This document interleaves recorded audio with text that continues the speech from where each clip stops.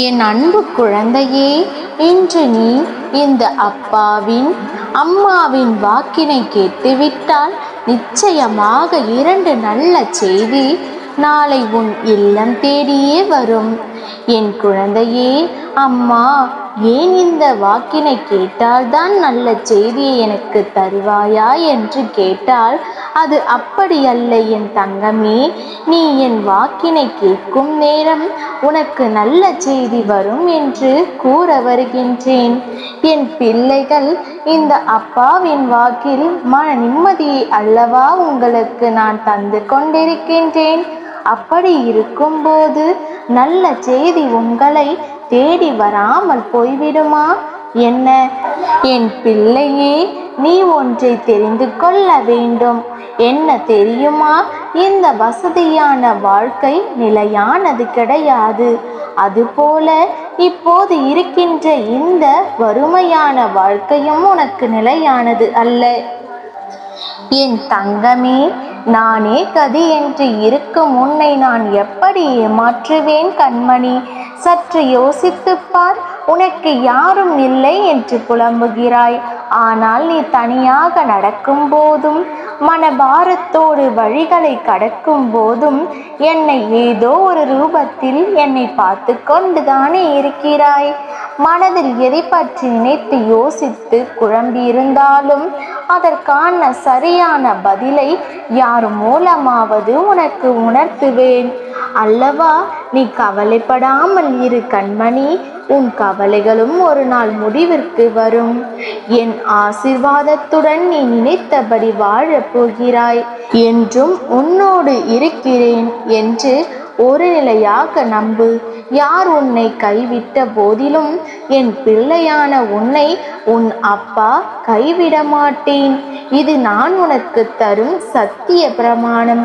நான் உன் வாழ்க்கையை மாற்றி அமைத்து உன்னுடன் நடப்பயிற்சி செய்து கொண்டிருக்கின்றேன். நீ சிந்தும் கண்ணீர் மற்றும் வலிகளை நான் அறிவேன். நான் மருந்தாகவும் மற்றும் நானே படைப்பாளியாகவும் இருக்கின்றேன். எனது கண்களை சற்று உற்றுப்பார். உனது வலிகளை நான் குணப்படுத்தி கொண்டு தானே இருக்கின்றேன். சர்வ நிச்சயமாய் நான் உனக்கு கொடுத்த வாக்குறுதிகளை எல்லாம் நான் நிறைவேற்றி தருவேன். இன்னும் சில நாட்களில் உன் பிரச்சனை அனைத்தும் சரியாகிவிடும். நீ நினைத்தபடியே விரும்பியபடியே எல்லாம் உன் வாழ்க்கையில் வந்து சேரும். உன் எண்ணங்கள் எல்லாம் ஈடேறும். உன் மனம் சந்தோஷத்தில் பூத்து குலுங்கும். என் வார்த்தைகளை நம்பு. நல்லவையெல்லாம் நான் உனக்கு நடத்தி தருவேன். இந்த அப்பாவின் பிள்ளைகள் யாரும் தோற்றதில்லை. நம்பிக்கையோடு இரு. உன் அப்பா உன்னோடு தான் இருக்கின்றேன். எல்லாவற்றையும் நடத்தியும் கொடுப்பேன். கவலைப்படாமல் இரு. சந்தோஷமாக இந்நாளை தொடங்கு. எல்லாம் நல்லதாகவே நடக்கும். நான் உனக்காக உன் வீட்டில் வந்து அமர்ந்து கொண்டிருக்கின்றேன். என்னை உன் வீட்டிற்குள் அழைப்பாயா? நான் வெகு நாட்களாக காத்திருக்கின்றேன். நினைத்தது நடக்க வேண்டும் என்றால் இதை முழுமையாக கேள். உன் அப்பாவின் சத்திய வாக்கு. நீ நினைத்த காரியமும் உனக்கு ஒரு நற்செய்தியும் உன்னை தேடி வரும் நாள் இது. தவற விடாதே என் தங்கமே. தாயே, எனக்கு நல்ல விஷயங்களை நடத்தி கொடுங்கள், என் வேண்டுதலை நிறைவேற்றி கொடுங்கள் என்று நீ கேட்கும் பொழுது கவலையில் உட்கார்ந்து கொண்டு கண்களை மூடி கொண்டிருந்தால் நான் கொடுக்கும் நல்ல விஷயம் உன் கண் எதிரே இருந்தாலும் எப்படி தெரியும் என் தங்க பிள்ளையே? அதனால்தான் முதலில் நீ கண்களை திறக்க வேண்டும். அப்படி திறக்க வேண்டும் என்றால் இந்த அம்மாவின் வாக்கை முழுமையாக கேட்க வேண்டும். ஒரே ஒரு முறை முழுவதுமாக கேட்டுப்பார். இதை கேட்ட மறுகணமே நல்ல செய்திகள் 1 மணி நேரத்தில் நிச்சயமாக உன்னை தேடி வரும். அதேபோல் ஒரு முக்கிய செய்தியை தருவதற்கே உன்னை தேடி வந்திருக்கின்றேன். உனக்கு ஒரு நல்ல செய்தியை கொடுக்க போகிறேன் என் தங்க பிள்ளையே. அலட்சியமாக இந்த தாயை நினைத்து விடாதே.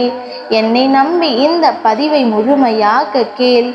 என்னுடைய லீலைகள், என்னுடைய அற்புதங்கள் என்னவெல்லாம் மனதார நினைத்து இந்த பதிவை முழுவதையாக கேட்கிறாயோ அது அனைத்துமே நிச்சயம் நடக்கும். இந்த தாய் சவாலிட்டு சொல்கிறேன்.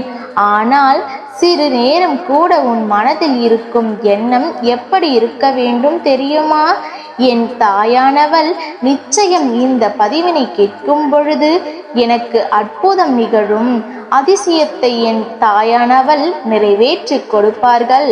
அதேபோல் நான் கேட்கக்கூடிய அனைத்து விஷயங்களும் என் தாய் நிறைவேற்றி தருவார்கள் என்று நம்பிக்கையோடு இந்த பதிவினை கேட்க வேண்டும்.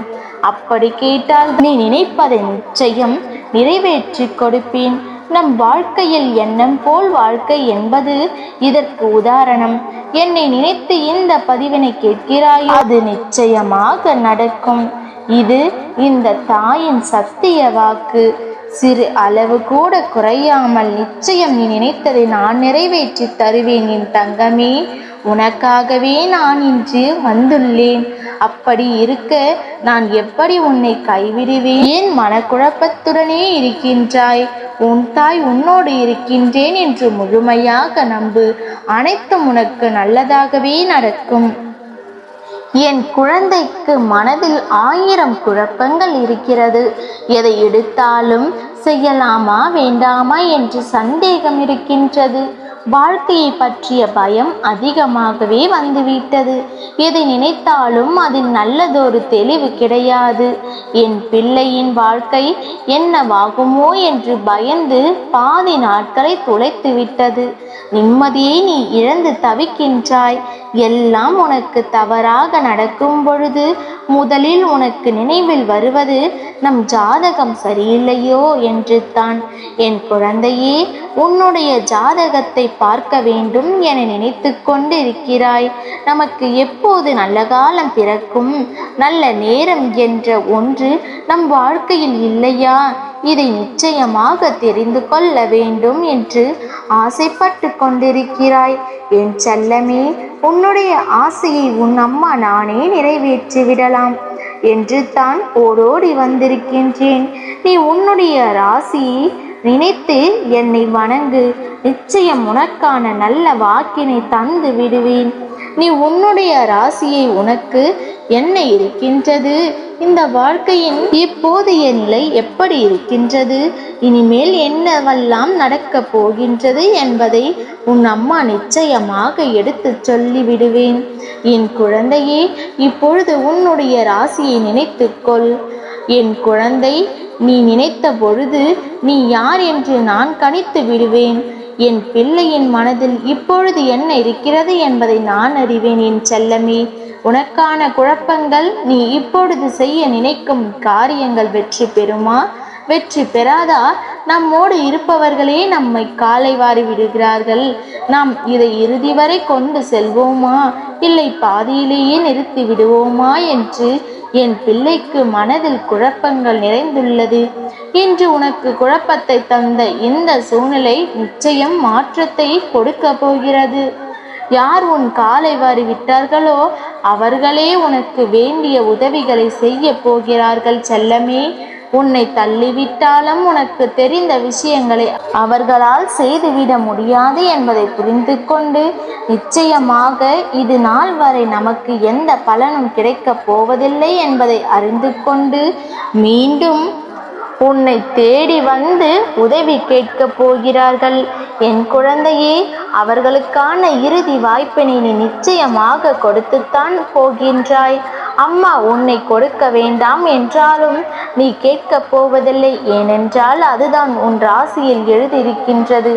என் குழந்தையே, யார் உதவி என்று கேட்டாலும் உடனடியாக செய்கின்ற மனதை உடையவள் உனக்கு துரோகம் செய்தவனுக்கு கூட நல்லது செய்ய வேண்டும் என்று நினைக்கின்ற குழந்தை யாருக்கும் எந்த ஒரு நேரத்திலும் நம்மால் எந்த தீங்கும் நேர்ந்துவிடக் கூடாது என்று நினைக்கும் குழந்தை என் பிள்ளை. நீ எப்பொழுதும் தெளிவாக இருக்க வேண்டும்.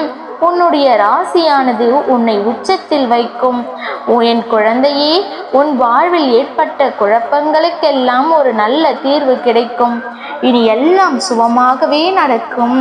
இனி உன்னை ஆட்டி படைத்த அந்த கெட்ட காலங்கள் எல்லாம் முடிந்து விட்டது. இனி உனக்கு வரப்போகும் காலம் எல்லாம் நல்லதாகவே நடக்கும். ஓம் சக்தி, பராசக்தி.